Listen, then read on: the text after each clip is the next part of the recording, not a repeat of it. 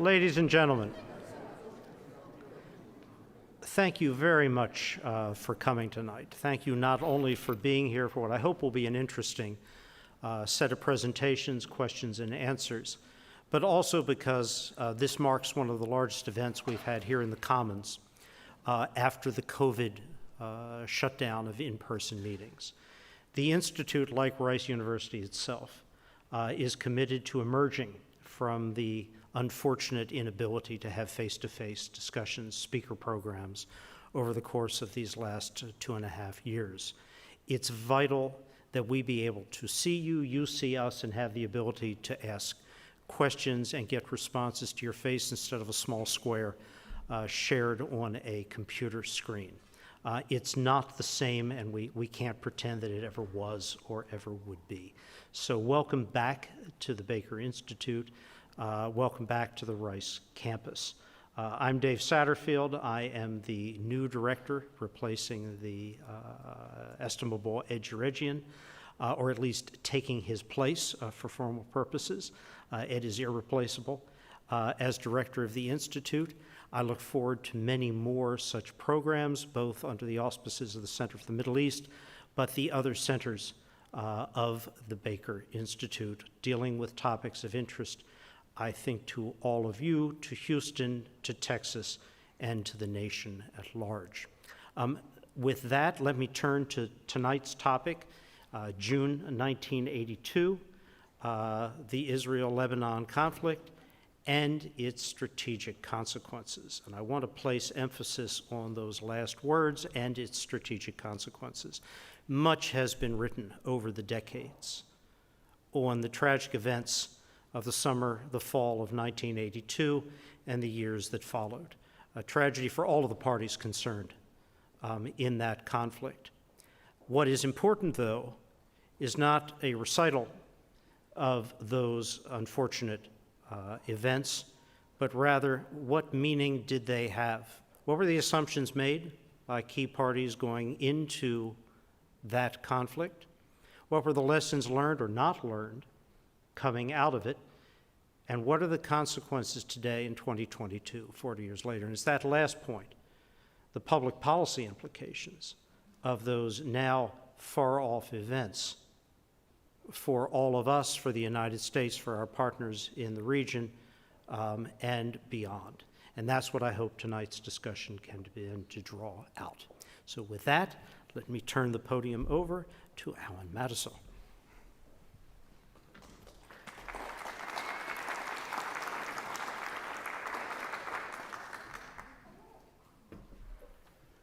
Well, it's my pleasure to be the moderator of the event tonight, and I think it's going to be an exceptionally interesting event. First of all, of course, it's one of the more important historical events in the recent history of the Middle East, and we're going to present it in an interesting way. We have on our panel 3 people who have connections to the Rice community, who in some way or another were participants or observers in those events. So what's going to happen here is that I'm going to introduce them in order. They will have each 20 minutes, which will be ruthlessly enforced by me, and then questions. So there will be people in the aisle who will circulate with cards and pencils, and if you have questions, and we hope you do, you could submit them through our staff. And then we'll have a question and answer period. So our first speaker tonight is Moshe Vardi. Moshe Vardi got his PhD from Hebrew University in 1981. He has taught computer science at Rice for the last 30 years or so. For the non-technical, I think we can describe his work as aspects of artificial intelligence, which does not do it justice, but gives you some idea of his work. During his career, he has published a staggering number of over 700 papers, technical papers, and they are of such distinction that it's fair to say that Moshe Vardi has a global a reputation. As for example, he has been the recipient of eight honorary degrees from 7 universities in the world. I mean, that's an amazing achievement. He's a member of the American Association for the Advancement of Science and the National Academy of Science. In 2018, he was given the rank of university professor. This is really special at Rice. There are only 4 of these. They are given not only to people of extraordinary achievement, but people of broad curiosity and wide knowledge. So if you're a university professor at Rice, and there are only 4, you can teach whatever you want in any department. And Moshe, that's quite an honor. He's here tonight because he was a soldier, an Israeli soldier who fought in the war. Our next speaker is Rudena Basiri, who is here because she lived it. She was on the ground in Lebanon. She was there for the Civil War in '75, and she was there for the invasion of '82. She got a degree from the American University in Beirut with high honors, and she did her graduate work at Texas A&M. She got a master's degree. I have to read this because let's see, you got a master's degree in microbiology and plant pathology and a PhD in molecular genetics. And she's currently an intellectual property advisor for a major law firm. She's here tonight not only because she lived through this, but she's also earned a master's in global affairs at this university, and she wrote a thesis on Carter and aspects of his policy in the Middle East. So we're glad to have Dr. Basiri on our program. And our last speaker is Ambassador Satterfield, who comes to Rice with remarkable credentials. He had more than 40 years as an American diplomat, especially relating to the Arab world. He was everywhere. He was in Jeddah, Tunis, Beirut, Baghdad, Cairo. He was an Assistant Secretary of State. He was a staff director in the National Security Council. During the U.S. occupation, he was State Department coordinator in Iraq and directed the largest domestic staff in the department's history. In 2009, the State Department nominated him to be the director of the Multinational Force and Observers, which is a peace group, a peacekeeping organization in the Sinai. He has been an ambassador to Turkey and to Lebanon and a special envoy to the Horn of Africa. He also earned the highest honor that a diplomat in this country can earn. He received the Secretary of State Distinguished Service Award. So I think our view is if you want a director of a public policy institute, you want somebody with those kind of credentials. So what's going to happen, as I say, is I'm going to sit down, and one by one, our panelists will stand up and tell you their story. Thank you.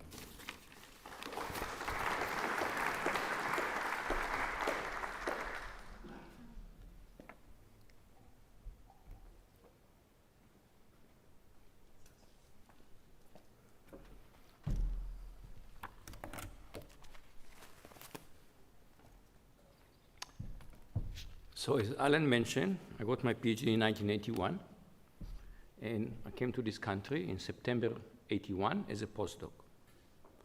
So June 6, 1982, I wake up in Palo Alto, California.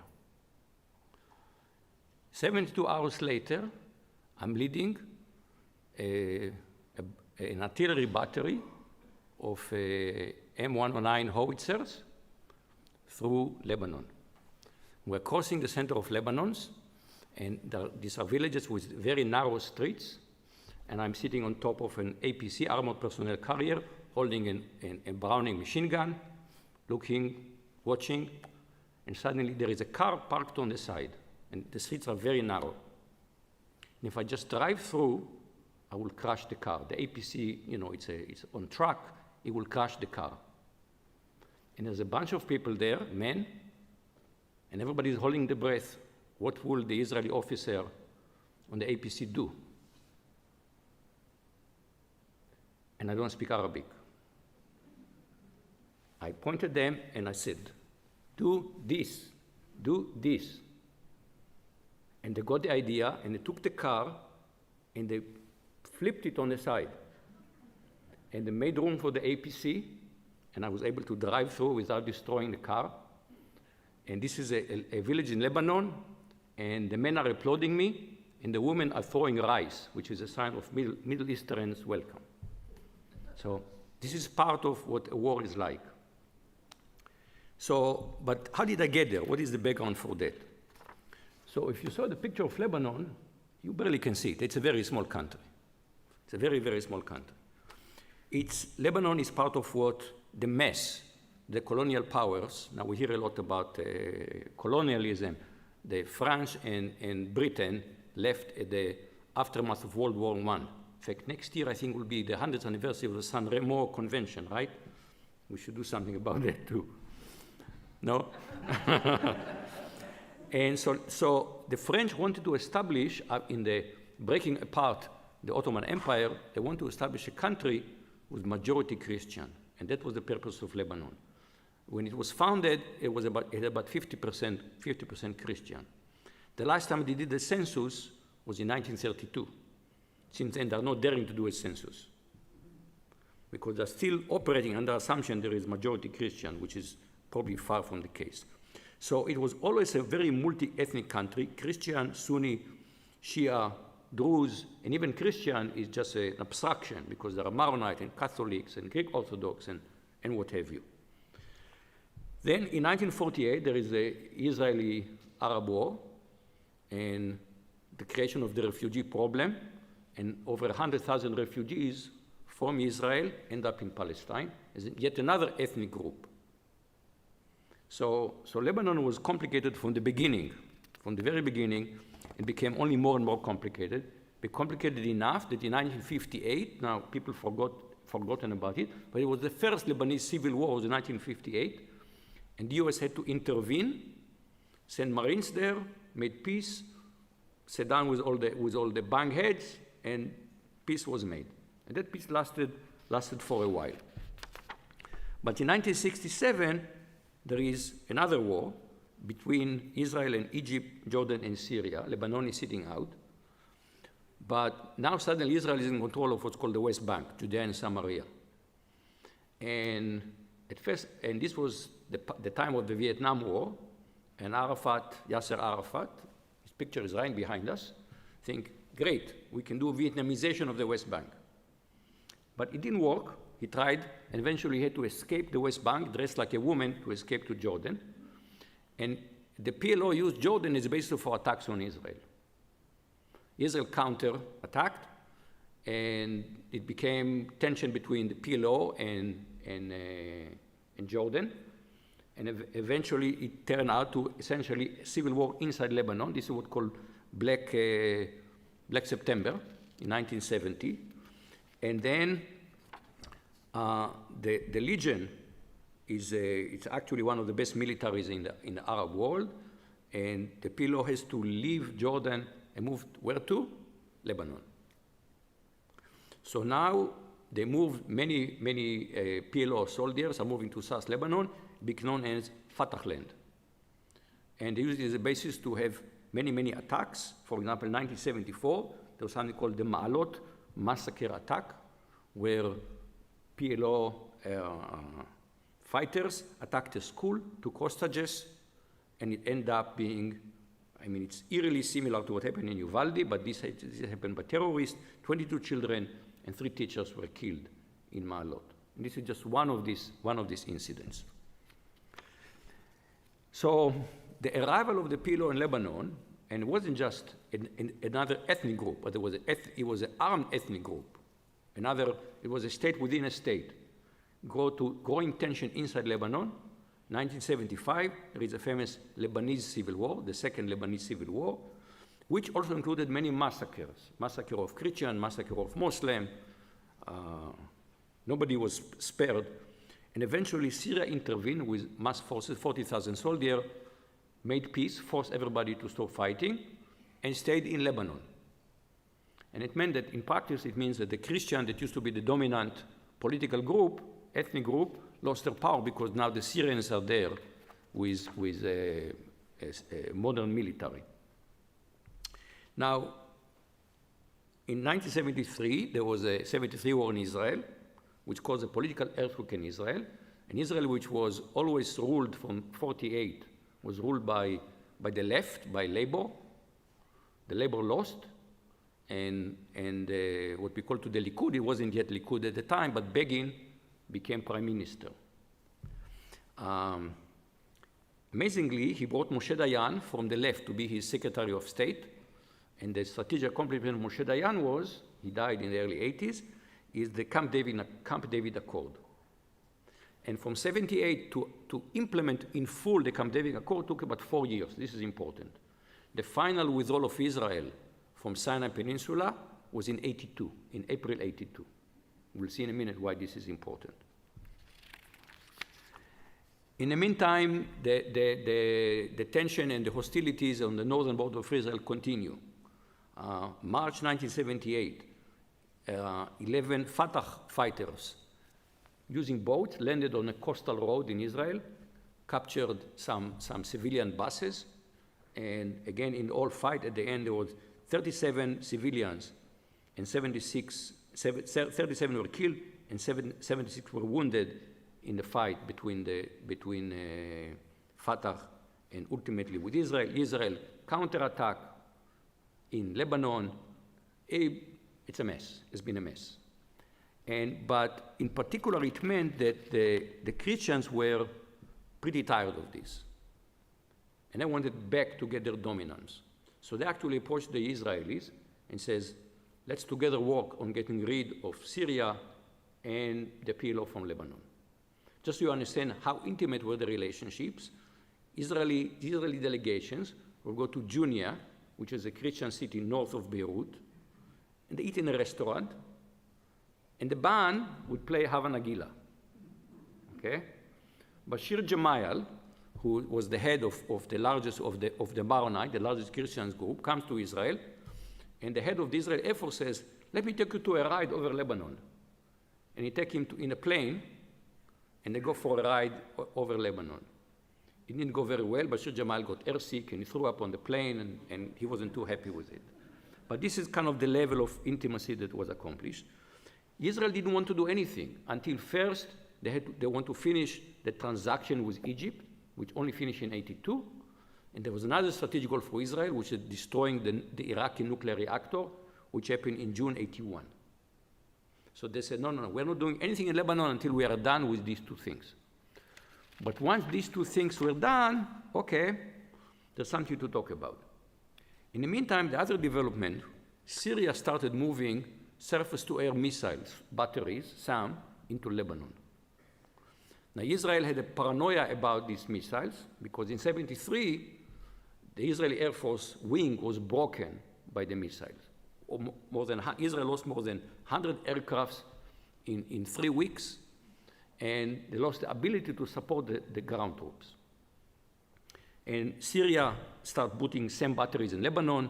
Israel went to US, get them out, otherwise we'll have to do something. Lots of negotiation. Maybe we'll hear about more, but the batteries are still there. Some batteries are still there. So back to me. I'm arriving as a postdoc in 1981 at Stanford. I'm 27 years old at the time, but most people don't realize that at that time I already have 5 years of military service on my record. I was in something, Israeli version of ROTC, and I studied, and I trained, and I served the military all at the same time. And much of my service, the 5-year service, was on the northern border, dealing with the PLO. In 82, After Sinai was evacuated, Israel said, okay, now we are ready. Now they're really waiting for an excuse. And a Palestinian organization, Abu Nidal, a splinter organization, shot Israel ambassador in London. Didn't kill him. He was incapacitated for many, many years. And Israel launched what became known as peace. In Israel, it's called Peace for Galilee Operation, but it's what we call the Israeli-Lebanon, the first Israeli-Lebanon war. It so happened on June 6, after a year in Stanford, I said, time to visit my family. I get on a plane, and I sit next to a young man. We start talking. Where are you from? I'm from Israel. Where are you from? I'm from Yemen. Oh, interesting. Small world. He said, did you listen to the news this morning? No, I said, did not. I was too busy getting up, packing, going. There's a war in Lebanon. I land in Israel on June 7. My parents tell me, your reserve unit, I was still assigned to a reserve unit, your reserve unit called you yesterday. I called them back. They said, sorry, your battalion is already in Lebanon, but we need you for another battalion. So I go there on June 8, and on June 9, we move on semi-trailer, we move all the guns to the north, and then we get on trucks, we get into Lebanon. Now, the Israeli operation had, first of all, they went on the west coast of Lebanon, just all the way to Beirut. This is one. In the center, the goal was to reach what's called the Beirut-Damascus highway and disconnect Beirut from Damascus. And then on the valley, the Baqa, in eastern Lebanon, this is where much of the Syrian forces were headquarters also, and the same batteries were there. So there were three kind of efforts, and all of them were accomplished within a week or two. And the final phase was the siege on Beirut in order to kick out the PLO. So my battery, first we went through the western corridor. It was already, we were following other forces. And if I want to tell you what it looks like, you've seen many war movies. They're actually pretty good. What war movies don't give you one thing that you get in real life. Smell, the smell of war, the smell of death, the smell of burnt bodies. That you don't get in movies. And if you ask me, what do I remember from that?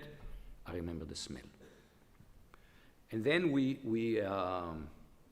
went through the villages I described to you before, and we participated in the battle on the Beirut-Damascus highway, which was not against the PLO, but against Syrian forces, both Syrian commandos and Syrian army. There was another dimension, we talk about strategic consequences, there was another dimension that I was not involved at all, but there was an air war over Lebanon. Israel was determined to destroy all the Syrian missile batteries. And they have learned from 73, they have destroyed 26 missile batteries. They shot down over 90 Syrian aircrafts without a single loss. I mean, it was such a stunning success that in preparing for this, I kind of Google around and I find US Air Force magazine, they describe the air war in Lebanon, and they speculate that this dominance of Western tactics and technology made such an impact on the Soviet Union that when Gorbachev became the president of the Soviet Union in '85, he says, we cannot compete on technology. And that was, I mean, this is speculation, but the claim was that this was one of the things that led to glasnost and perestroika. I served there about just 5 weeks, so basically not even throughout the end, because we were a reserve unit, so they wouldn't keep us too long, 5 weeks. By mid-July, I was released, and by early August, I was already back in the United States, back to Palo Alto, back to Stanford. But it didn't end in Beirut, it didn't end there. But let me tell you a little bit what it's like to have an artillery war. So that's something you never see in movies. In movies, you get kind of the high noon kind of scenarios. That's the kind of what you usually see. Artillery is very different. You're behind the lines. You don't see what you're shooting at. You get coordinates. You get coordinates, shoot there. You can have days where nothing happens. And suddenly, the radio crackles, fire mission. And suddenly, there is a frenzy. Everybody that hears fire mission has to say, fire mission! Everybody jumps into action, and the action is mostly physical. A projectile of a 155 millimeter howitzer weighs about 95 pounds, and you do it by hand. So just taking it from the trucks that come and taking and moving and putting it in the ground, it's just hard physical labor, hard physical labor. The main threat for artillery, in this case, there was no Air Force that attacked us, but there's something called counter-fire. They try to shoot back at you. And your main defense in these cases is called scoot. These are mobile guns. You pack your stuff, you move somewhere else, you redeploy, and you do it all over again. Scoot. When artillery falls down, it's not like a nice, clean bullet from a gun. These are fragments of a shell, and they are shredded, they are twisted pieces of metal. You really do not want to be hit by something like that. Let's do a little retrospective. Just for this anniversary, Michael Oren. Did you know Michael Oren? Michael Oren, who was US ambassador, Israeli ambassador to the US and UN and Israeli legislator, he wrote a very nice article about retrospective. Let me read you what he wrote. The war, at least initially, was overwhelmingly popular in Israel. Everyone agreed on the need to deal with the intolerable PLO threats. Only later, with the revelation of Defense Minister Ariel Sharon's master plan to order the army to Beirut, lay siege to the city, kick the PLO out, kick the Syrian army out, and install a pro-Western governor and a pro-Israeli government in Israel and get a peace agreement, only then it became very controversial. And only then it became, the big master plan crashed. So by the last week of August, the PLO gets kicked out. I think the United States negotiated for an exit from the PLO from Beirut to Tunisia. On August 23, Bashir Jamal was elected. Israel, this is great, Arik Sharon is happy. But the Syrians know how to handle the Middle East. And 3 weeks later, Bashir Jamal was assassinated by somebody organized by, masterminded by Syria. This was September 14. And then the Christian militias said, okay, we're going to go and find all the PLO soldiers, fighters that did not leave the refugee camps. But this ended up being a massacre, and hundreds of women and children and civilians were killed. And there was an uproar in the whole world. There was an uproar in Israel. Eventually, Arik Sharon had to leave the defense ministry. People thought it would be the end of his career. The US again said, okay, we will clean up here. The US came, US Marine came, but they didn't have a picnic either. First, the US embassy was bombed in April of 1983. And in October, the Marine barracks were bombed, and 241 US Marines were killed. And Reagan just says, we're out of there, and only Reagan, the Teflon president, can just cut bait and run away without getting political repercussions somehow. Back to Michael Oren. Had Sharon's scheme worked, had Lebanon been transformed into a tranquil country, becoming after Egypt the second Arab country to make peace with Israel, the world would have been deemed a historic success. History tragically had other ideas. So the PLO left the Middle East physically, and that actually ended up, once they have no physical presence, the whole idea of a war of liberation was not possible anymore. That led to the Oslo Accords. But the Oslo Accords did not work out at the end. The Middle East is a difficult place. The Oslo Accord collapsed in 2000, and Arik Sharon, that everybody thought was the end of his political career, comes back and he becomes prime minister in 2000. Israel said, okay, we're going at least to protect the northern Israel, the Galilee. So they stayed in South Lebanon for 18 more years until the year 2000. And then they left southern Lebanon. And if you want to know what it looked like, look at TVs and see what it looked like when the US left Afghanistan in the beginning of the year. It looked exactly the same. Once you leave, it's a mess. And On one hand, it was good to get the PLO out, but nature abhors vacuum. What's going to happen in southern Lebanon? Iran realized there were opportunities here, and Iran orchestrated the rise of the Hezbollah.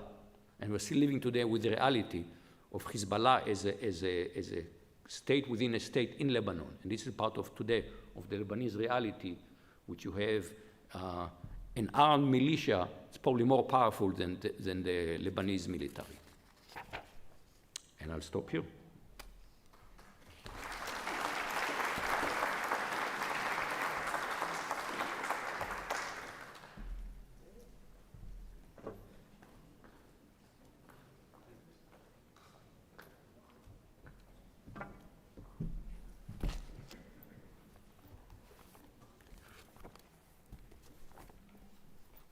"268 years. This is the number of years that humanity has been free of war. This is less than 8% of the number of years of recorded world history, as estimated by Will and Ariel Durant in their book, The Lessons of History. One of the lessons revealed in these figures is that human nature does not change, but human behavior can. The Middle East, or the Levant, is being a cradle of civilization thousands of years old, had its huge share of conflicts, and the prospects of new ones to come in the region are not insignificant. The complexity of the Middle East is a challenge for any US administration when formulating a foreign policy, let alone forecasting the unintended consequences. In a democracy, an informed public and an informed decision-making legislature have the tools to shape policies based on correcting mistakes of past actions. Lessons learned or not learned can still help shape future actions in the Middle East, particularly if we remember some of the following. 84% of the casualties in Lebanon in the summer of 1982 were estimated to be civilians, 33% of who were under the age of 15. All soldiers, to quote my grandmother, have mothers that weep for their loss. The public can be misinformed by their leaders. Defense Minister Sharon had different plans than what he disclosed to Prime Minister Begin in 1982.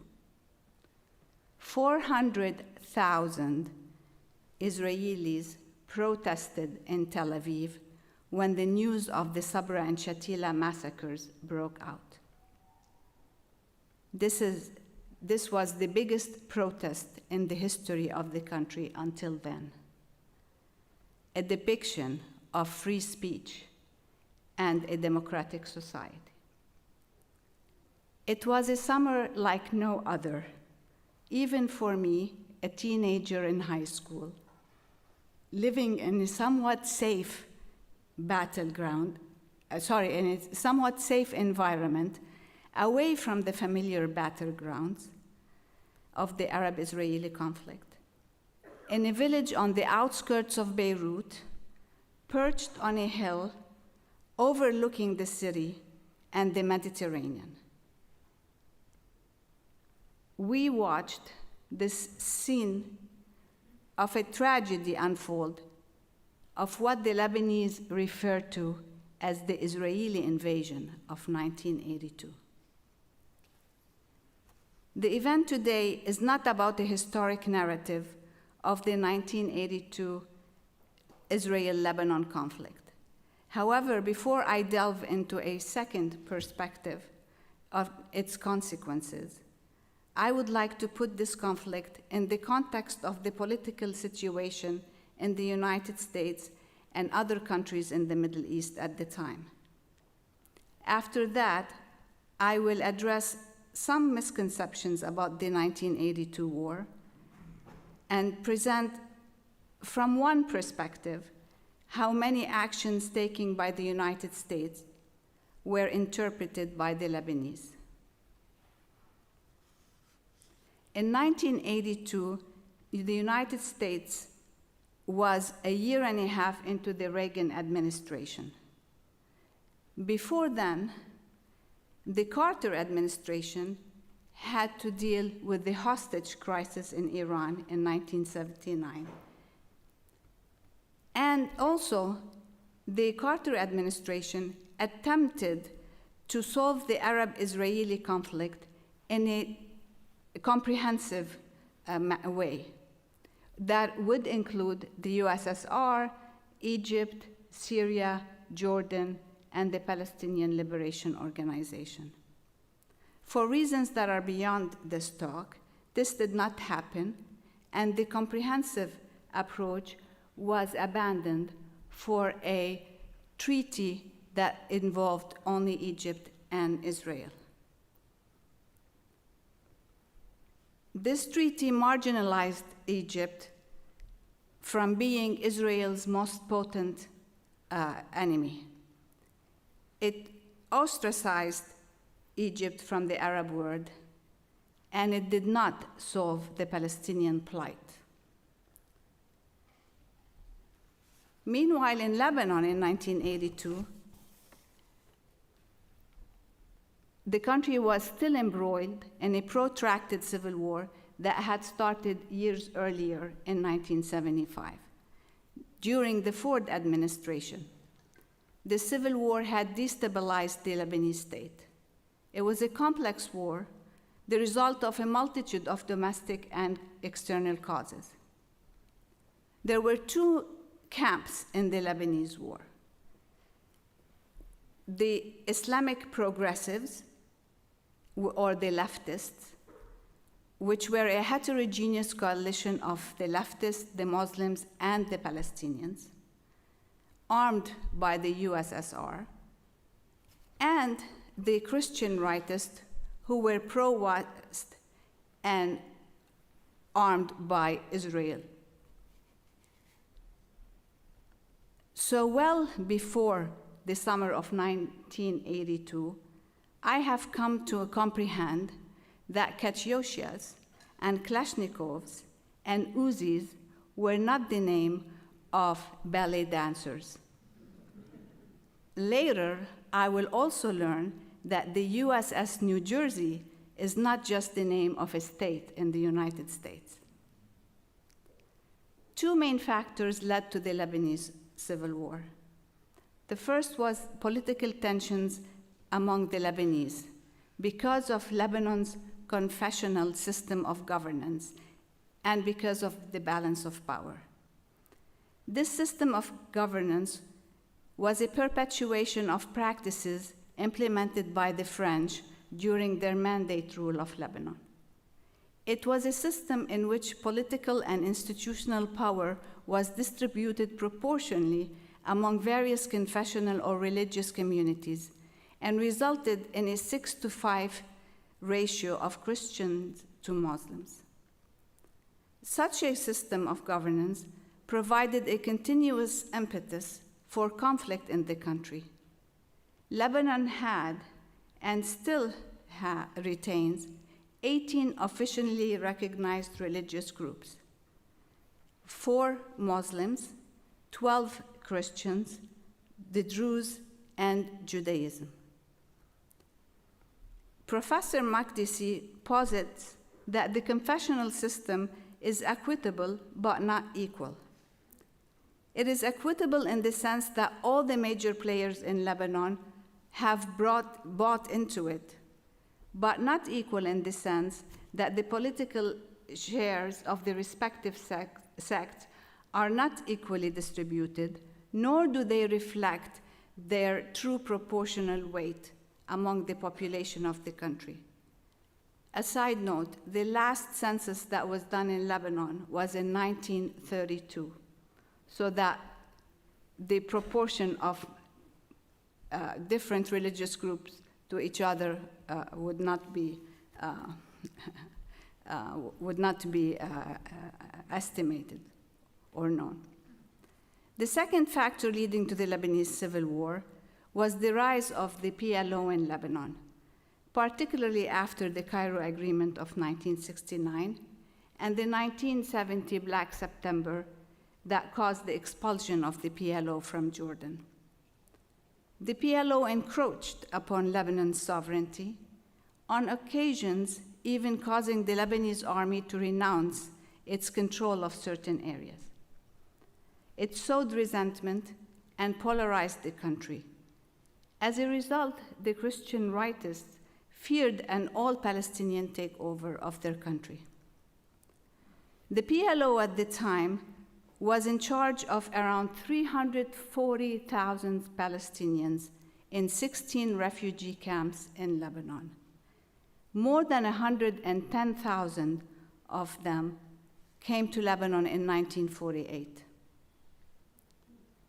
The PLO carried attacks on Israel from Lebanese territory, inviting severe Israeli retaliations on the south of Lebanon and fueling bitterness among the local Shia population.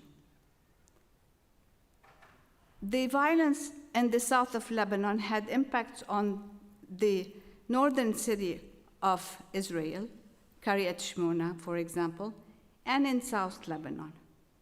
The UN mediation led to the establishment in 1978 of a United Nations interim forces to keep the Lebanese border towns peaceful, or attempt to do that. An actor in the Lebanese Civil War was Syria. A year into the conflict, the president of Lebanon asked Syria to intervene to help the Christian rightist groups which were losing the battle. Syrian troops were deployed to Lebanon, and they came to the aid of the Christian rightists. Therefore, technically, were on the same side as Israel. The interference of Syria in Lebanon is somehow controversial among historians. Some scholars, such as Wright and Stoker, speculate that the Ford administration just acquiesced to this move by Syria, whereas Osama Khalil argues that Kissinger encouraged Syria's intervention in Lebanon in order to weaken and destroy the PLO. President Hafez al-Assad had his own interest in Lebanon because of the presence there of some anti-Ba'athist Muslim Brotherhood cells. After the entry of the Syrian troops to Lebanon, the Palestinian camp of Tel el-Zatar, which had been under the siege by the Christian rightists, was the site for a massacre that took away the lives of some 1,000 to 1,500 civilians. In response, the Palestinians retaliated and massacred Christians in the southern village of Aishia. The village was depopulated and used as a base for the PLO. So this was the scene in Lebanon at the time. In Israel, in 1982, the Likud party was in governance, and the prime minister was Begin, and the defense minister, Ariel Sharon. After the attempt to kill the ambassador in London by a splinter group, like we talked about before, of the PLO retaliated with a rocket barrage on Israel's northern border, and this triggered the 1982 invasion.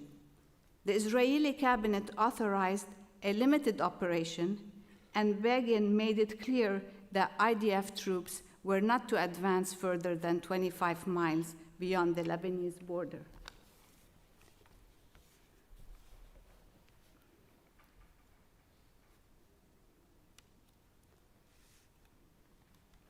So this is kind of a map that is somehow personal. It shows the major cities in Lebanon. They're Phoenician cities, Byblos, Beirut, Sidon, and Tyre. Growing up in Lebanon, it was not unheard of that Israeli troops will come to the south, but they always withdrew back.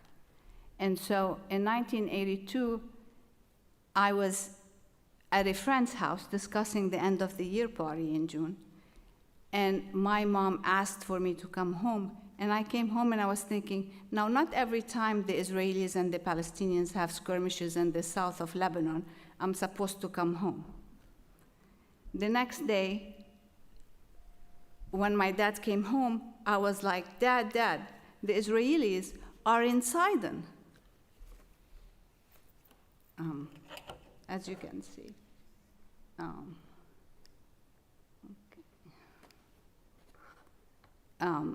And then he told me, no, the Israelis are in Atrin. Atrin is our village, and it's in the Shuf Mountains. We were not there at the time. We were north of Atrin in Ain Anub. So, like Dr. Vardi mentioned before, the Israelis wanted to advance all the way to block the Damascus Beirut International Highway, which is shown here in black.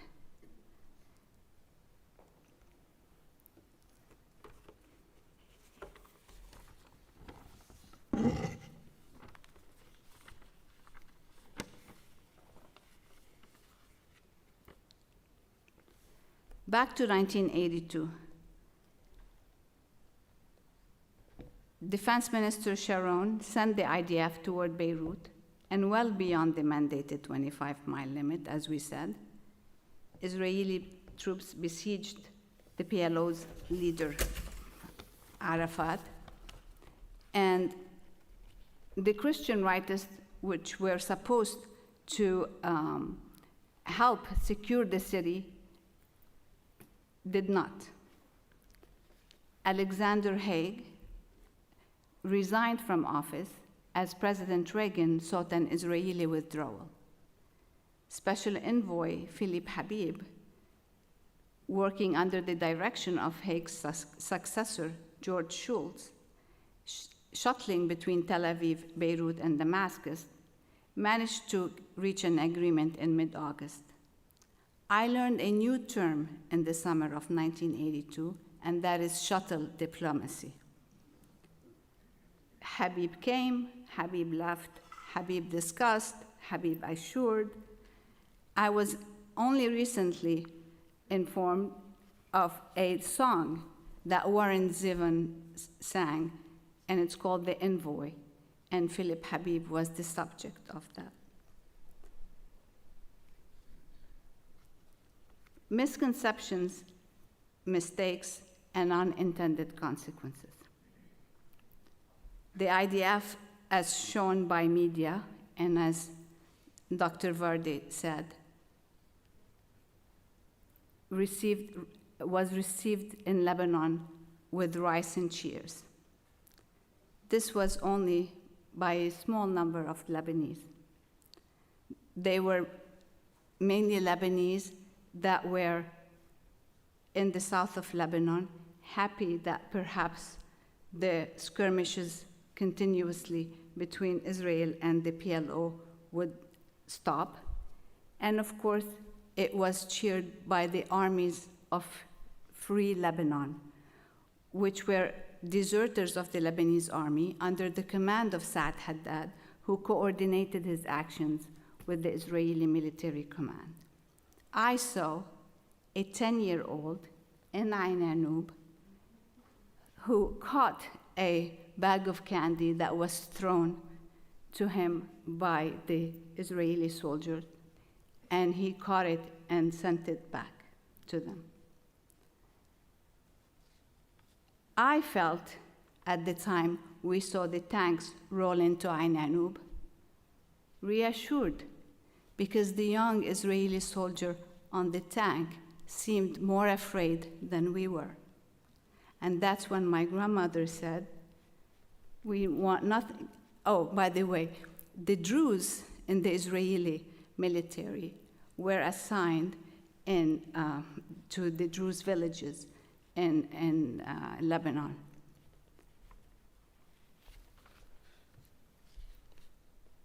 At one time, I was walking with my mom towards the home, our home, after 4 or 5 days of not being there, and I fell, and the Israeli soldier jumped from the tank and approached us.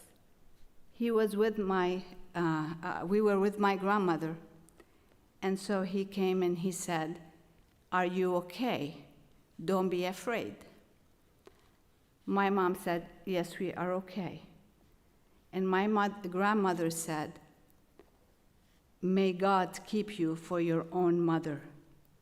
She wanted nothing to do with him, but she couldn't wish him harm because he has a mother that worries about him as well. I'm sure they have a dad, but that was my grandmother talking about mothers.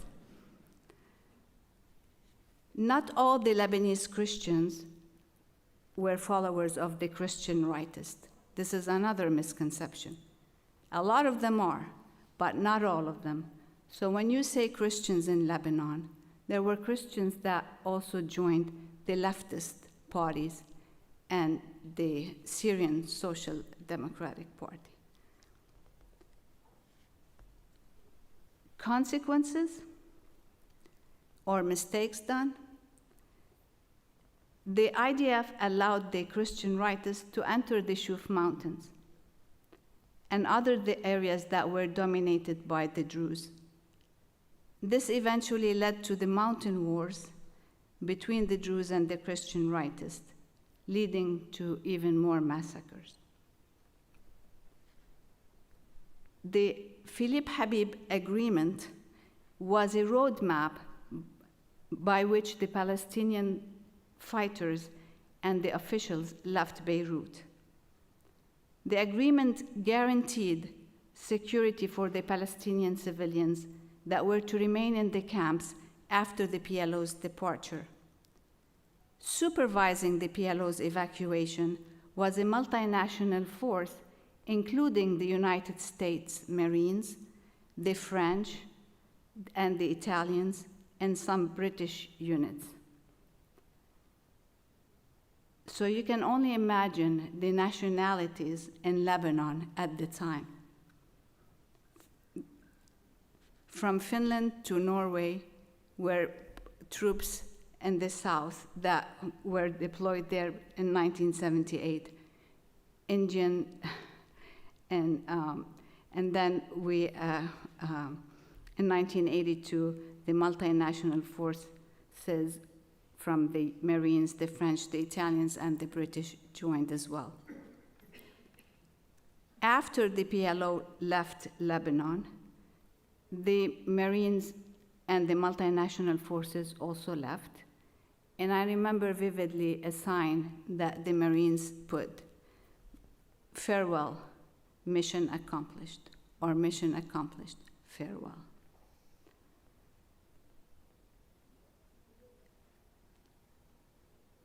After the expulsion of the PLO from Beirut, we assumed that the IDF will go back.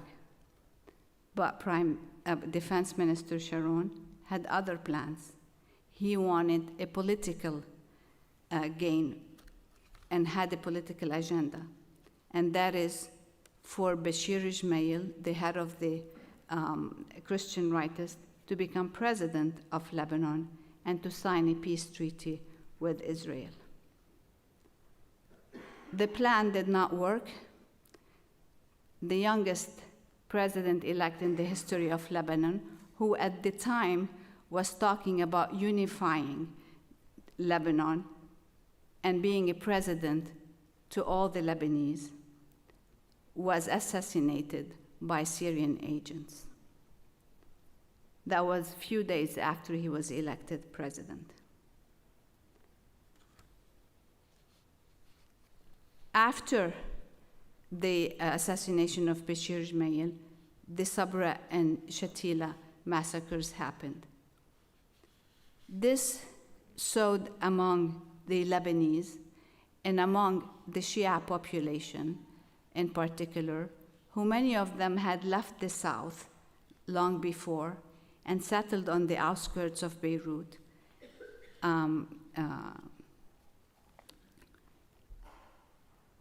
They became fertile grounds for Iran.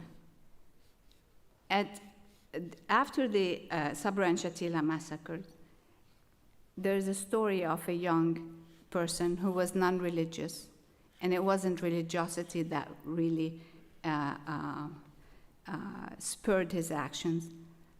But after the massacres and the siege of Beirut, he went to the Bekaa Valley and met with members of the Iranian guards that came to Beirut to help with the resistance. His first assignment was to gather intelligence on the Americans in Beirut. And the one who trained him was Ahmadinejad, later the president of Iran. US actions at the time fostered animosity also because the US took sides against the leftists in helping the Lebanese government under Bashir Gemayel's brother, Amin Gemayel, whose policies were not considered to be balanced in trying to remove arms from the leftists without removing arms from the rightists. So Lebanon sank into deeper and deeper conflict after the summer of 1982. The US mediated Israeli and Lebanese talks, which led to the signing of an agreement, a peace agreement, in May of '83. However, Syria was not included, and the influence of Syria and Lebanon, I believe, was underestimated at the time. So after the IDF left Beirut,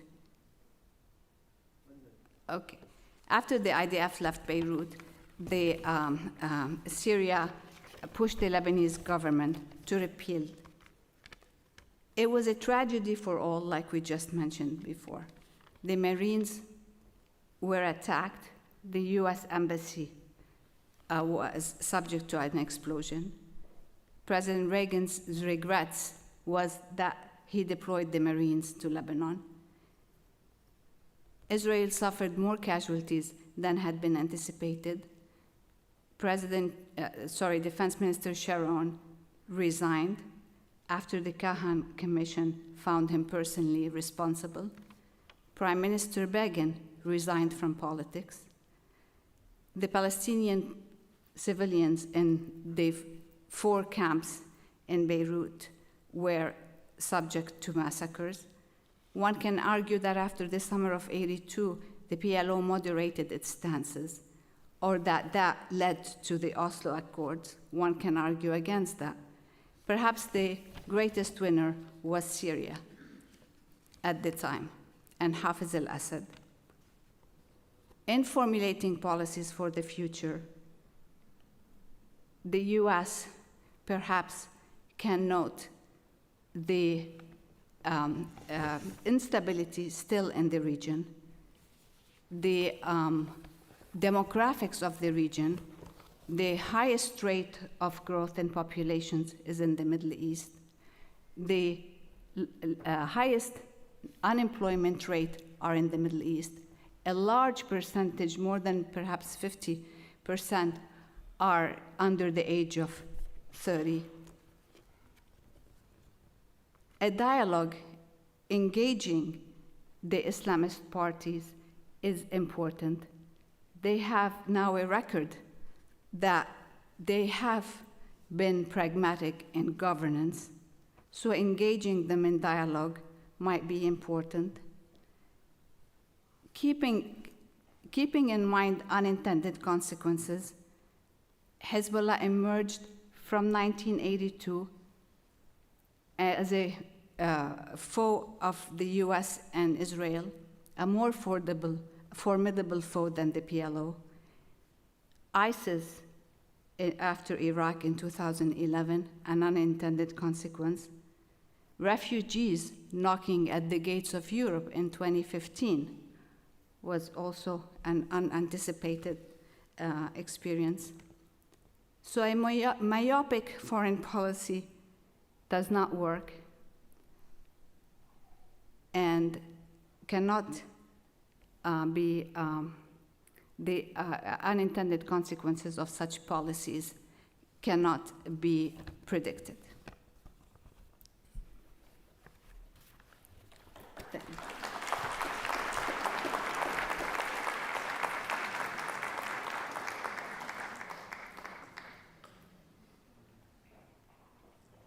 So I get to talk now about assumptions, lessons learned, question mark, strategic consequences today in 2022 of this sad litany of killings, fratricide, intervention by foreign states, which began long before June 1982 and sadly continued long after June 1982.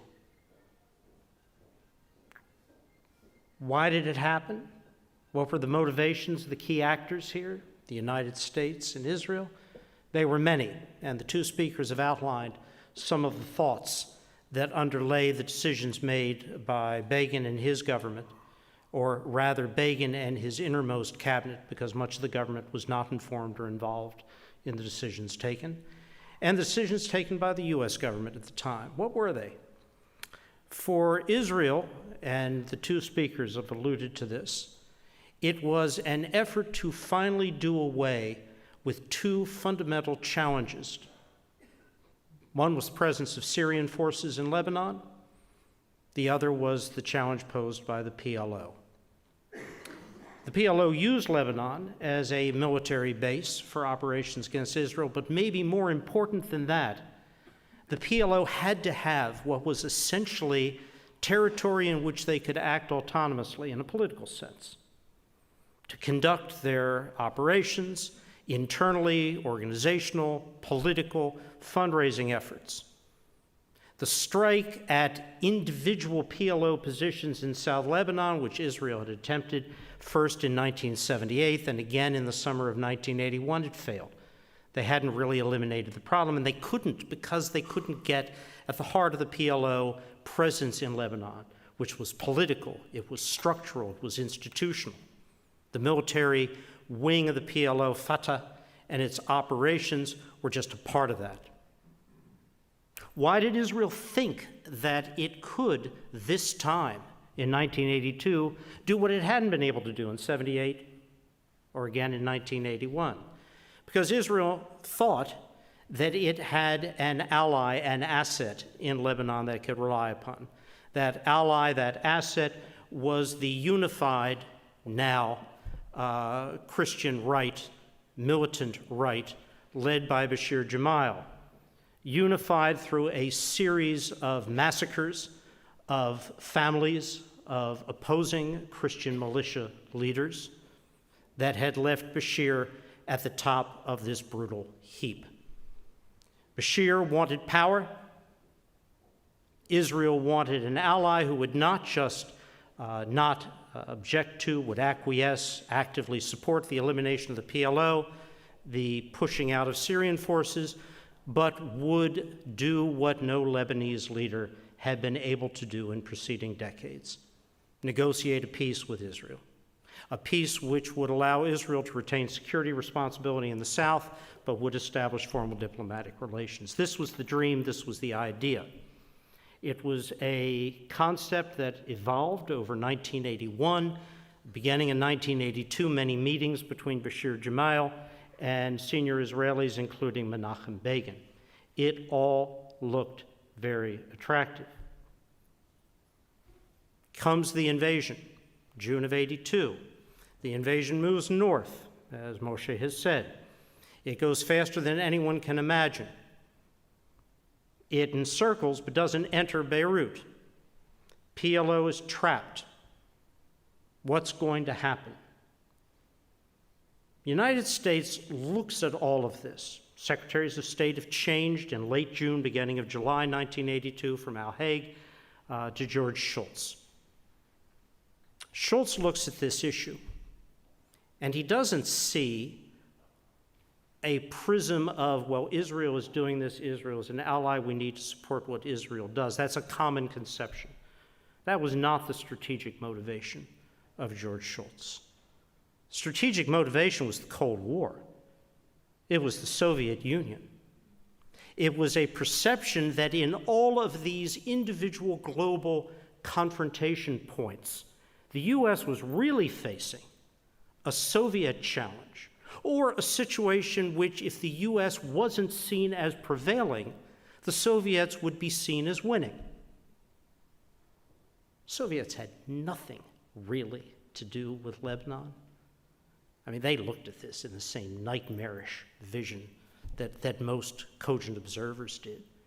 But the perception was, if the U.S. failed to be aggressive in '82, as it had been aggressive in 1958, when for the first time after the Second World War, Dwight Eisenhower articulates the Eisenhower Doctrine. Soviet Union will not be able to advance in the Middle East and challenge the interests of the United States, Britain, or other U.S. allies. Marines come into Beirut, to the airport, to the port in '58. They secure the election of a president out of a politically chaotic situation. It's all a success. The Marines leave. It's great.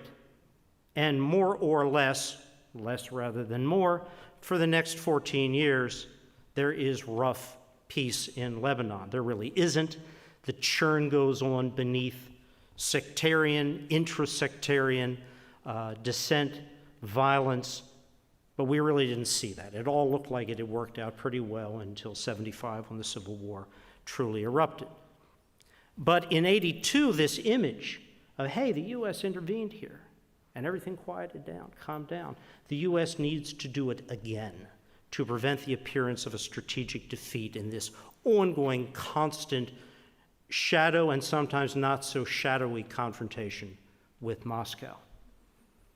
So, as the Israelis encircle Beirut, as the threat of a truly violent attack on Palestinians increase, it's heavy fighting back and forth, the U.S. mobilizes what became known as the multinational force. And in August of 1982, Marines plus Italian and French forces wants more land at the port, at the airport. And in 17 days, they secure the evacuation of the PLO and its command, not initially out of Lebanon, but to Tripoli in the north. That was going to be distant from the confrontation scene. It was well beyond the range of any Israeli contemplated advance. It was a success, and the Marines leave. Multinational force departs first days of September. And then the real disasters begin. The chosen candidate of Israel, the Phalange or Kataib, rightist militia leader Bashir Gemayel, was elected president. September 14th, Bashir, many of his cadre are killed in a Syrian-inspired attack on the Phalange headquarters.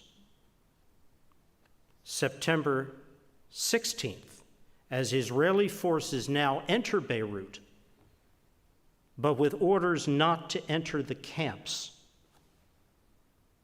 began coordinating with the ultra-right splinter militia elements of a man named Eli Hobeya, who less than a decade ago met his long-delayed demise. But Hobeya coordinated with the Israelis, and here the historical debate is endless as to what Begin knew vice what Sharon knew. What's clear is that Israeli forces surrounded the camps, had an overlook at the camps, fired illumination flares during the course of the Phalange entry, or Lebanese forces as they were now known, entry into the camps, and the massacre on the 16th, the 17th, the 18th of September took place. The numbers of those killed are still in debate. The numbers don't matter. It was a massacre. Women, children, brutal rapes, murders. It was a genocide. It was motivated by pure hatred for the Palestinians and an effort to simply eliminate them. Why kill children? Why kill babies? To prevent them from growing up, was the acknowledged statement by those involved from the militia that conducted this terrible crime. Well, this was disaster. Jamal's been assassinated. This massacre has taken place. Back came the Marines and the multinational force. Within 2 weeks, they were back again at the port, low ground, overlooked by everyone up in the mountains, the worst possible position to have. So for September and October, the Marines held to their positions, attempting to be a neutral force, peacekeeping force, but that role became harder and harder to sustain because fighting broke out now just about on every front between just about everybody, and the Marines were caught in the middle of it. You had IDF forces moving around, firing over the Marines. You had Syrian forces pushing their advantage. Phil Habib became persona non grata in Damascus because he had promised Hafiz al-Assad he would prevent certain Israeli advances and secure certain Israeli withdrawals from positions in the Bekaa. Didn't happen. So Habib was out. We went through a series of envoys, Mari Draper, Bud McFarlane, ultimately Donald Rumsfeld by 1983. And the Marine position got harder and harder to sustain as a military position.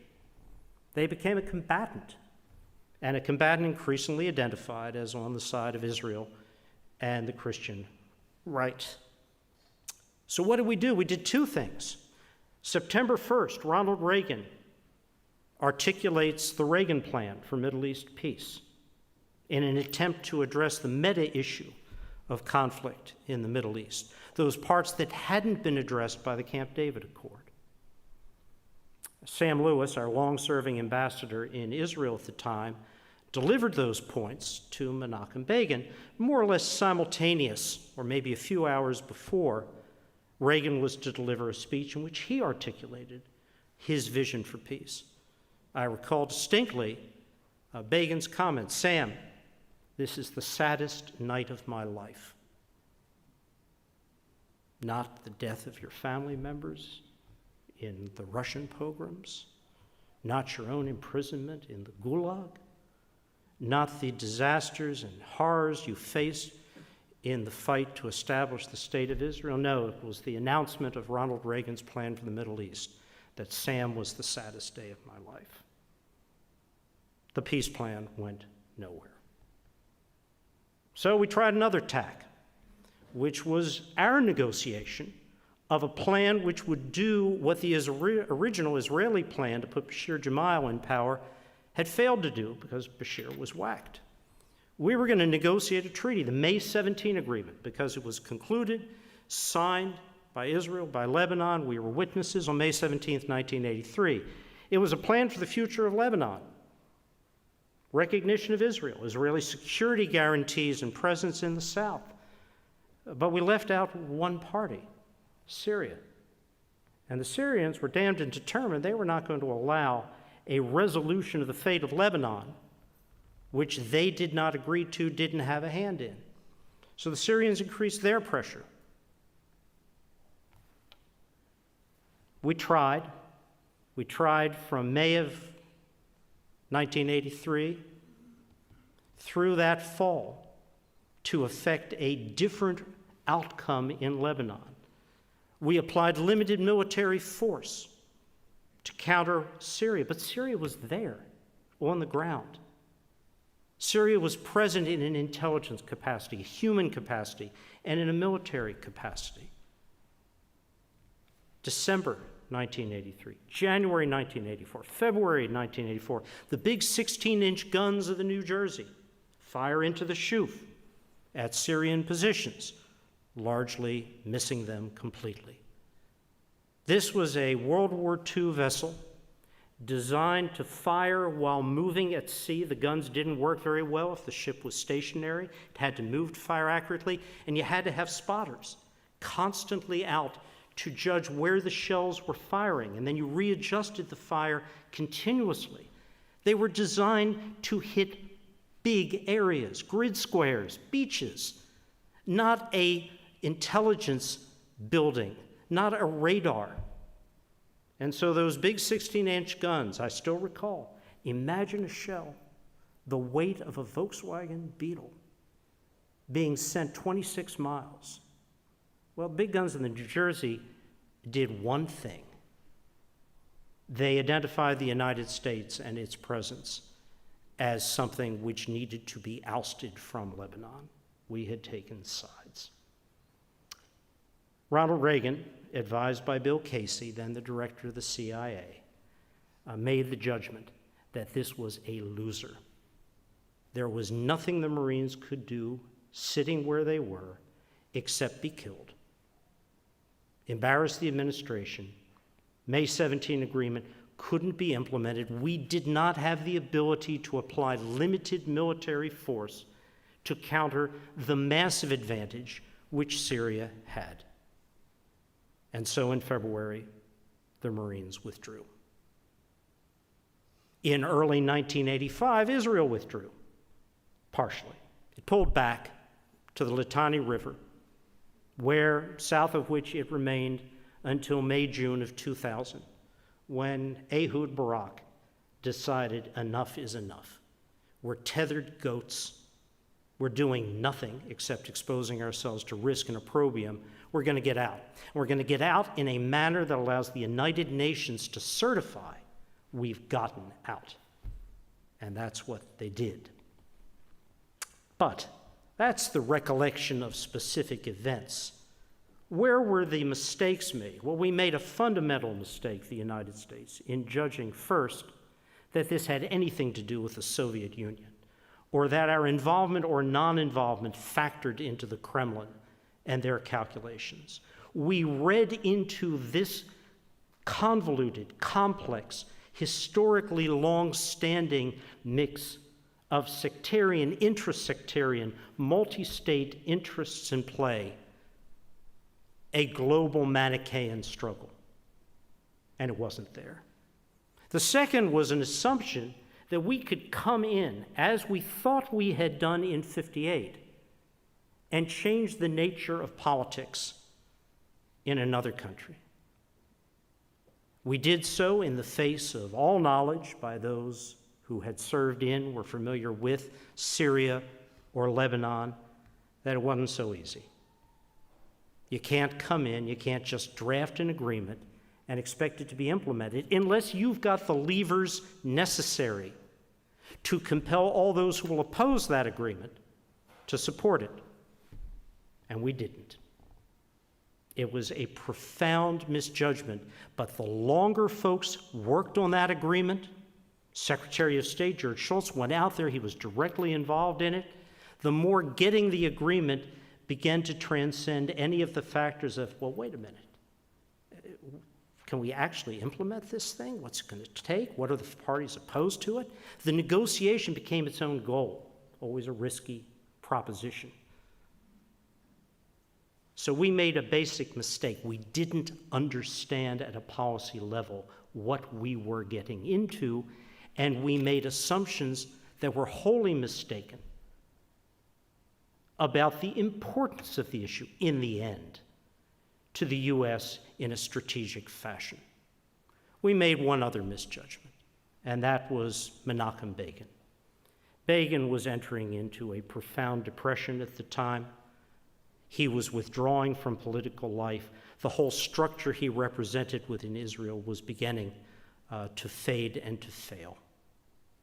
And so even his commitment and dedication to all of this was waning. So that's 82, 83, 84, all the tragedies that took place, the Palestinian massacres, and there were multiple. They went on for years. There were wars in the camp. Syria was involved in some of them. PLO went to Tripoli under our auspices. Then they had to be evacuated again on Greek ships from Tripoli to Tunis. Arafat declared it a great victory. A PLO spokesperson then in Spain, Issam Sartawi, said one more victory like this, and the next Palestinian National Council is going to be in the suburbs of Paris. He was, of course, assassinated by Palestinian operatives for his audacity some years later. Who benefited? Who benefits today from all of this? Rudena says Syria. I have a different party. It's Iran, Iran, Iran, and also Iran. 1982 didn't produce what became Hezbollah, but it sure gave it a shot of steroids. The Hezbollah we know today emerged as a consequence of and out of the struggle of 1982. It rapidly took over, pushed aside the Shia movements, which were largely political rather than militant, representing genuine Shia concerns at their subordinate status. They were the plurality of the population of Lebanon, but had virtually no representation or weight in a Sunni Christian connivance to keep them as the underclass. But Hezbollah took all of that over. They pushed aside but used as a cover Nabih Berri's Amal movement, the successor to the genuine populist movement of Musa Sadr, a Shia cleric who disappeared in '78 in Libya, murdered by Gaddafi for the challenge he posed to Gaddafi's presumed leadership in the region. Sad tales. Iran benefited. Hezbollah benefited and continues to do today. Would this have happened minus the events of June '82? My own view is that Hezbollah was emerging throughout the period of '80-'81. Yes, there would have been a Hezbollah. Would they have had the extraordinary accelerant to their growth, the legitimacy of being the resistance, had it not been for the events of '82? No, I don't think so. It would have been a tougher struggle for them. There would have been other Shia parties opposing them. But those who were leading Hezbollah at the time were ruthless, and they would, in the end, I think, have prevailed over other Shia movements. But it would have been a little more complicated, a little less easy for them, which would have been a very good thing. The harder life is for Hezbollah, the better for just about everybody else. So Iran was the big beneficiary. How about Syria? Well, you know, Syria in the end had to accept a series of reversals in Lebanon. What was the biggest reversal? June of 2000, when Israel pulled out. Hafez al-Assad was furious that Israel, with active support by just about every other Arab country in the international community, was actually withdrawing from Lebanon. Assad wanted him to stay. That was a great place. He could raise the heat, he could lower the heat. It was a tool in his endless collection of, as he referred to them, cards, to achieve what he really wanted, which was an Israeli withdrawal from the Golan. When Israel left Lebanon, over his opposition and with the support of the rest of the Arab world, and then the international community, and then finally the Security Council, Assad was left on the sidelines. He never quite got back from all of that. It was the right decision for Barak to take. It didn't produce, in the end, the peace in Galilee that either 1982 or the campaigns of 96 were designed to generate, because Hezbollah wouldn't allow it. There was no more Fatah land. There were no more PLO attacks. But there were kidnapping attacks, there were cross-border operations, there were threats posed by Hezbollah, who wanted the conflict to go on because it is for them a normative, organizing part of who they are. Hezbollah without the resistance is just another Lebanese political party and nothing more, which is why the resistance has to be maintained. Lessons learned. There were lessons learned by all parties here. For Israelis who, in a leadership position, were part of or associated with those who took responsibility for June of 1982, the lesson was don't engage in adventures in Lebanon. When Ariel Sharon became prime minister, I think a night or two after his elevation, I had dinner with him. And as he inhaled a boatload of sushi, he said to me, you know, you're not going to believe me. Nobody here in Israel believes me. But I'm going to tell you, I will be the most conservative prime minister of Israel when it comes to Lebanon, when it comes to Syria, because of what I was and what happened to me, and because I was a general, and I know that generals lie. I will never be drawn into an adventure like this again. That was Sharon. Benjamin Netanyahu followed very much in that approach. Engagement in Lebanon, in Syria, other than the most distant or oblique standoff attacks and responses, was a trip to political oblivion. Netanyahu watched what happened to Sharon. He watched what happened to Ehud Olmert after 2006, and he made up his mind. My tolerance level is very high. I'm not going to be drawn into these conflicts. I don't care what the generals say.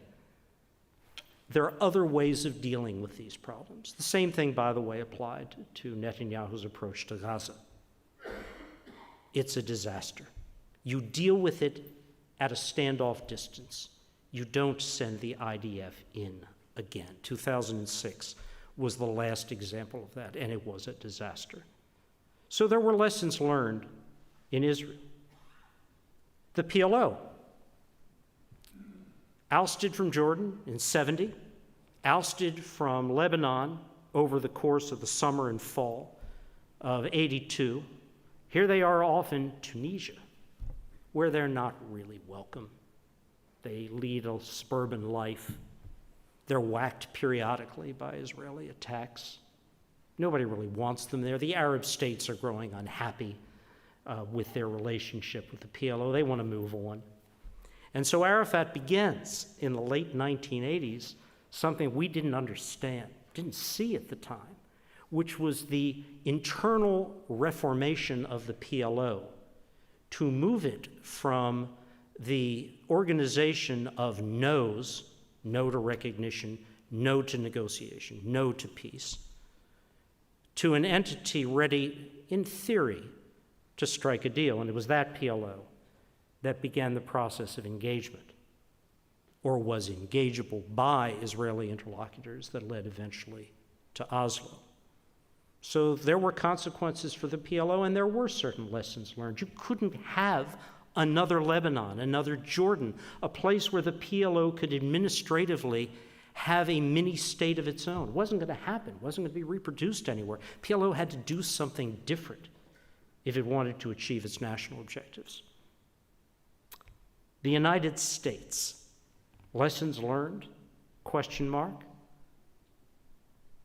I wish I could say that the Syrian experience of 82-83, failure of the May 17 agreement, the misjudgment of where the vectors of influence and force lay in a foreign country. But we really didn't. The hubris, the misunderstanding, willful or unintentional, of fundamental factors of history, culture, society, politics that underlay the disaster of our engagement in Lebanon were repeated again, of course, in spectacular fashion, on a scale vastly greater than that ever presented in Lebanon, in Iraq, then again, to an extent, in the overplay and mission creep of Afghanistan, not the initial operation, but what Afghanistan became, and then in Libya. Vladimir Putin watched all of those latter engagements, and Putin drew from that a certain conclusion. We were idiots. And not just us. The we is not a reference to the United States. It's the West. It's the Arabs. It's everybody. We're nuts. We continue to engage in actions whose consequences are disastrous. We don't get it. And that has helped fuel Putin's own vendetta against the world for our collapse of his world, the Soviet Union, and then our humiliation of the successor Russia in the early 1990s as he views it. And we're dealing with the consequences of that today in Ukraine and in the leadership style of this thug. Our actions in the Middle East went a long way to helping convince Putin of what he thinks we are, how he thinks we rationalize and make decisions, and not in a good way. Do I think lessons now have been learned? Yes, I do. But God, it took enormous loss of life, American and other, and treasure to get there. It is not a formula for turning one's back or pivoting from one place to another. It is an argument for prudent, fact-based, evidence-based assessment of gains, losses, risks, what you bring to the table, what others bring to the table against you, and working out a cogent strategy based on reality, not magical thinking. That lesson I am more optimistic about, but the price we paid was exceedingly high, and it really began in many ways, in the Middle East at least, in the events of Lebanon in June 1982. So thank you all, and we're available for questions.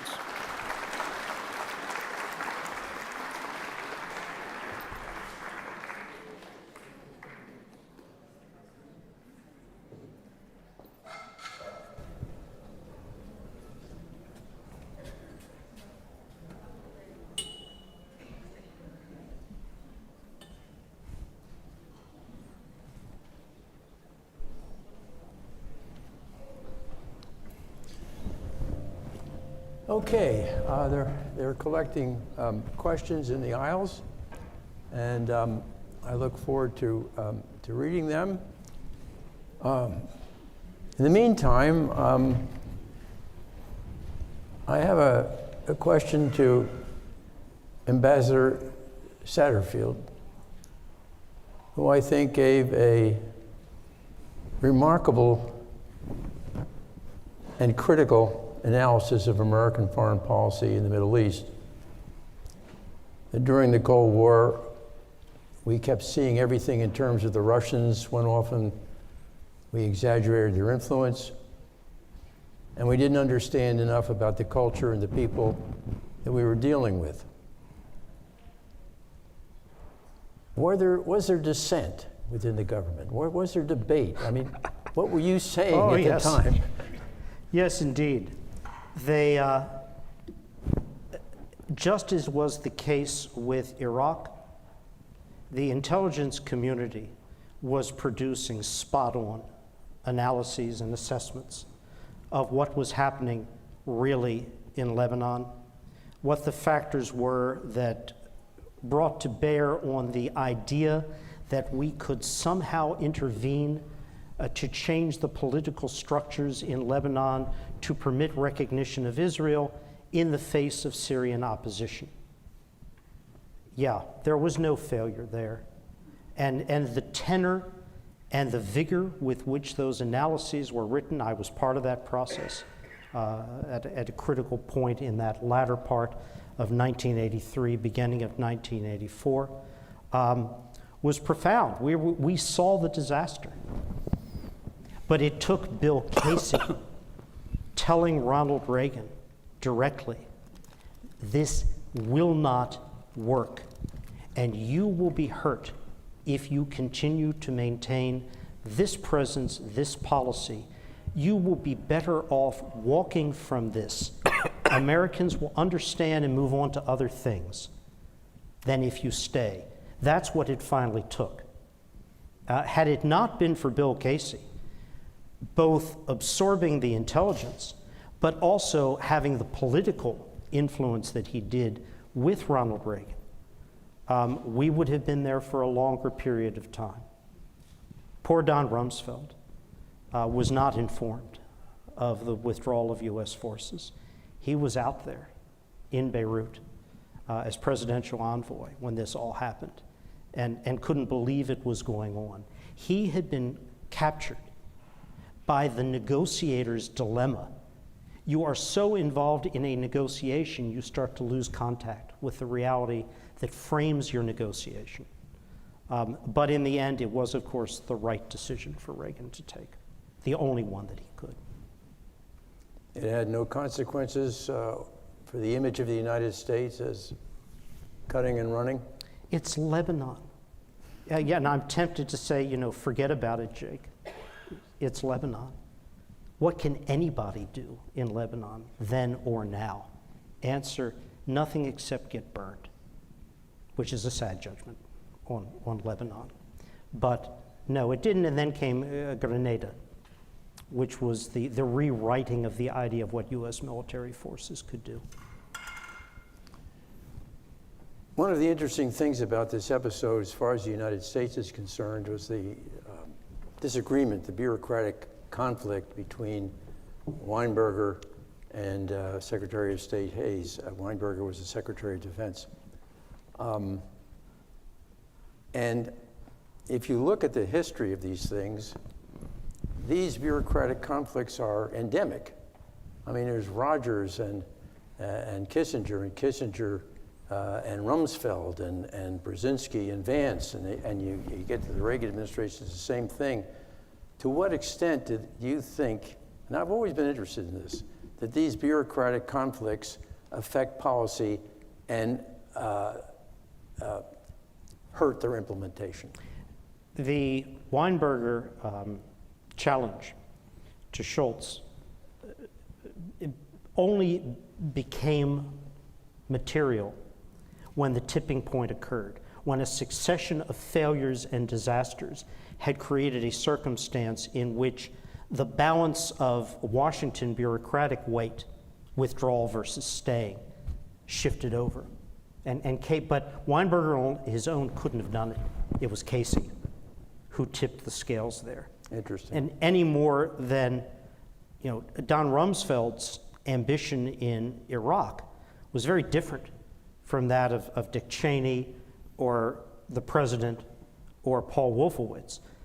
Rumsfeld, much like Weinberger, wanted to get control of the Pentagon budget, wanted to begin to reduce force sizes, the endless growing expenditure. So he wanted to use Iraq as a demonstration case for a quick, highly technical war in which large ground forces wouldn't be needed or would only be needed for a brief period of time, in and out. His frustration was this was the opposite war from that. It was a war that demanded more and more ground forces, more and more conventional weapons, and more was a drag on his efforts to reform the budget and the structures of DOD. But Rumsfeld couldn't shape policy because the tipping point for him never occurred. he never had the ability to outweigh the others who had the presidency here. So there's it has to be the right moment. So these bureaucratic challenges exist, but it takes the special moment when factors align for them to push policy in a particular decision. And it's usually disaster that creates it. So Moshe, we've heard a lot of discussion about the consequences of this event, and they're not very good. Do you regret what Israel did and regret having been a soldier for the Israelis in the war?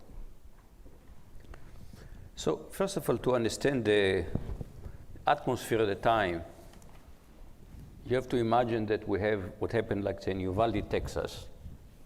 But it doesn't happen by some young, crazy guys who goes and buy an AR-16, but it happens by a squad of fighters from the Popular Front for Mexico, the Popular Front for the Liberation of Texas. And it happened not once, but it happens once and again and again and again. And then you ask yourself, imagine that this happened. And with a sequence of such massacres, what would the United States do to Mexico? You kind of have to understand it. It's far away. It's all well massacred, they're killing each other. You have to imagine Uvalde happening repeatedly by an organization. And so, as we're there, actually, these are I was in a reserve unit. These are all people who just drop everything they do and they come there. And they're all over the political spectrum. And we were debating about, is this a just war? And we had no idea about all this machination and adventurous plans of Arik Sharon. For us, this was intolerable. And from that point of view, I have no regret. I did my duty, which had to be done. You also find that even in a war, there are humane things to do. For example, what happens to people who get killed? If a soldier on your side, they are evacuated immediately. Wounded soldier from the other side also gets evacuated. What happened to enemy combatants that are killed? The movies never talk about it. Their body left in the field. And I went and buried Syrian soldiers because I said, these are human beings, they have mothers. Not only I buried them, I marked the graves. So one day somebody will find the grave and somewhere the mother will find out, okay, this is what happened. At least there will be a body. On the other hand, about the whole adventure, there was a huge disillusionment in Israel. And a very popular Israeli poet wrote a poem called I Have No Other Homeland. Let me read it. It's just one stanza. I have no other homeland. Even if this one is in flames. And with just one word, in Hebrew, which in English it's two words, it fits my hungry heart. It fills my world. It makes me whole, body and soul. This is my home. What's interesting about this poem, after the Supreme Court struck down Roe in a Dobbs decision, Nancy Pelosi stood in Congress and she read this Israeli poem. So who was the poet? Ehud Manor. He passed away, but there was a huge. You mentioned the biggest demonstration in Israel was about the massacre. People wanted to say, because of your action, there is blood in our hands, and people really were outraged by what happened. And then the whole thing was end up as a disaster. Unfortunately, it took us, the United States, many years to learn from this disaster. If you watch what happened in southern Lebanon, it was a script for what happened in Iraq, what happened in Afghanistan. It was a script for what's going to happen. And people were very upset about it. But, when you are called for a war, you can't say, well, you have a duty to do. We have soldiers and are called to go to war, and they do their duty. And they may agree or disagree with the politicians, but that's not the way we do things. Do we have the questions from the audience? Yeah, here, a whole bunch of questions, yeah. Nobody told me. They snuck it in. Thank you. So, Rudena, there are historical events and there are memories of these events. And the memories of these events are often as important as the event itself. And I'm just wondering how the Lebanese recall these events. Are they important? Have they shaped the way that, in a way this is a silly question because there's so many different Lebanese of so many different views, but nonetheless, if you're the average Lebanese, again, an absurd concept, how would you look at this?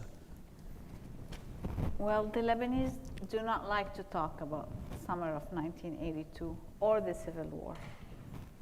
In schools, they teach history up until the independence of Lebanon, which was in the early 40s.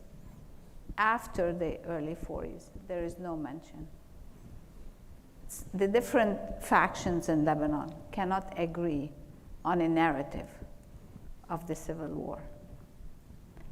Movies have been done about it. The ones I am aware of were either Europeans or Israelis. One of them is called Lebanon. It shows a tank in a field of sunflower. So yes, now that I'm hoping that the more and more documents get declassified, then perhaps historians will start in Lebanon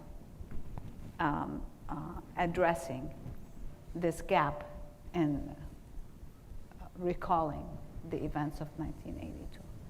Now, there have been fighters that were involved in the massacres in Sabra and Shatila that came forward and apologized to victims. And there are every year a commemoration of the Sabra and Shatila massacre. I mean, the atrocities done at Sabra and Shatila were, indescribable. So, yeah, the Lebanese don't like to talk about it. They all remember it very well. Like I said, I was lucky because I had a view of Beirut under the siege, but I was not in Beirut. There are some individuals who spoke about and wrote books about their experience under the siege. I mean, it is vivid in everybody's memory, but nobody likes, very few like to talk about it. I mean, they say if you do understand the Lebanese Civil War, then you really do not understand the Lebanese Civil War. So we've heard a couple observations linking the events of '82 to Oslo. And Oslo was a major milestone in the history of the Middle East. Ultimately, it failed. And so, Ambassador, why did it fail? That one I have perhaps a simpler and blunter answer to than most other Middle East questions. Is because Yitzhak Rabin was assassinated. Rabin was an extraordinary individual. He was an individual of stature politically, the military, who could not be outflanked on the right by any other hawk. He was a man visibly tortured by the internal self-examination and endless re-examination of one question, not what's the ideal option, what is the best option available to me or the least bad to secure the security and future of Israel. I have rarely encountered an individual who was capable of that kind of tortured. It's the only word I can use to describe to it. It tore him apart, literally. But he was rigorous in this constant running of, do I have another alternative? Don't tell me I should wait for this. This will never come. I have to do the least bad thing now, or a worse thing will be the only option available. That led him against his own will, history, and desire First, to tolerate Shimon Peres's initiative, which took him by surprise, as it did us, and then to embrace it, genuinely embrace it. But the torment never stopped. He would, I am convinced, have ultimately reached through this re-examination an agreement for a settlement. Whether the settlement would have worked or not is another story, and not one I'm capable of answering. But a settlement there would have been, because he saw no other option that would not have been more harmful for Israel. And with his death, there was no one else, not of his stature. Ehud Barak had a phenomenal stature, but he didn't have that same self-examined character which produced decisions, and decisions from which he was not swayable. Different personality, different individual. Admitted that he was a very unusual man and had vision. Isn't it also true that Israeli settlements on the West Bank, while he was the prime minister, increased significantly? Indeed they did, Alan. They increased at a greater pace than at almost any other point in modern Exactly. Israel. So how could there be a settlement? Israeli history. Well, if you asked Rabin, and he was asked, why is this going on? He says, you know, there are things I have to do to secure the political ability to do other things. And the settlement growth, most of which took place, not all, most of which took place along the seam line in the areas that just about everybody contemplated would be Israeli in any reasonable or contemplatable settlement. There were some exceptions. Ariel was one of them. But even there, the view was that ultimately a resolution would be reached, which Palestinians could live with, Israelis could live with, and that was politically marketable, because he had a majority of the Israeli population with him who supported all of this. It was a different time and a different world, and we can't project backward from today the reality and the scene in Israel of 93 to 95. Different place, different center of the body politic fundamentally than it is today. There's a question here that I think borrows from political science that attributes a lot of the mistakes that American foreign policymakers make to groupthink. I'm sure you've encountered that. Never, no. Never. I have no idea what you're talking about. Yeah. That was a question. To groupthink. No, I don't agree with that. In almost every critical foreign policy issue of the last 40 years, there have been strongly and eloquently expressed points of view on all sides of the question. The problem has not been a lack of realistic or evidence-based thinking.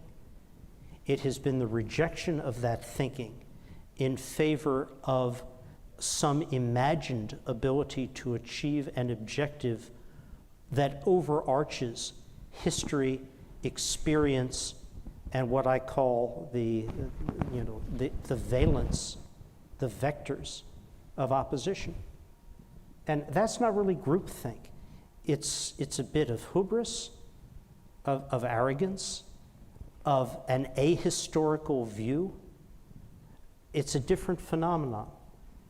But I do believe genuinely the experiences of the past 20 years have shown when you approach any issue that involves lives above all, but also treasure, prestige, reputation of the United States, you need to be exceedingly careful that you are doing what you are doing either because you literally have no other option, and there are such circumstances, whatever the risks, or you have carefully weighed that risk calculus and you believe it's something that will come out in a positive way. So, okay, given the view you've just expressed, what do you think about the American exit from Afghanistan? It was the right decision. It should have been taken 9 years previous. It would have saved Afghan lives. It would have saved American lives and treasure. It was a decision which I believe Barack Obama fully accepted as the inevitable correct one, but because of political factors at the time which were bipartisan, nobody wanted on either side of the aisle to be responsible for, accused of the loss of Afghanistan. He did the easier thing, which was just to stay. And President Biden, who was part of that review, part of that debate, believed strongly that it was a mistake then to have done it, and a mistake whose magnitude had only increased in the years since. Could it have been done in another way? No, it could not. There is no magic solution. Oh, if we'd only stayed at Bagram or Kandahar, it would have been different. It's nonsense. Oh, we should have started it sooner. That would only have accelerated sooner the disaster that came. What was the failing? And there was a failing. It was that we assessed there would be a longer interval in which the Afghan government and the Afghan military would hold to allow the famous decent interval that did exist in Vietnam from 73 to 75. But I look, and it's not trying to find the bright side, at the extraordinary efforts of the US military, of State Department personnel, many of whom came from my staff in Ankara, who traveled to Kabul and were there on the ground, to secure the over 100,000 individuals who exited. We didn't do anything like that in Vietnam. We didn't have the time, we didn't have the resources. We were only able to bring out those directly associated with us. We did far more in Afghanistan. Was it enough? It's never enough. But it was an extraordinary accomplishment. But it could not, in the end, have been done any other way. And if it wasn't done when it was done, then this debate would go on until it was done next year or the year after that. It wasn't sustainable. And it wasn't sustainable from a standpoint of treasure or military. It wasn't sustainable because Americans are not going to tolerate the endless engagement in a failed campaign to change a country which rightly has been labeled the graveyard of empires. We were just the last in a long line. Doesn't excuse the terrible things happening in Afghanistan today. But it is a reflection of the rightness of a very, very hard decision. Well, it's 8 o'clock, and this has been a very attentive audience, and I think we on the panel appreciate that. And I also think that on the basis of what you heard today, you'll come back, and we'll be glad about that. So It's thank you for coming. trouble. Thank you all.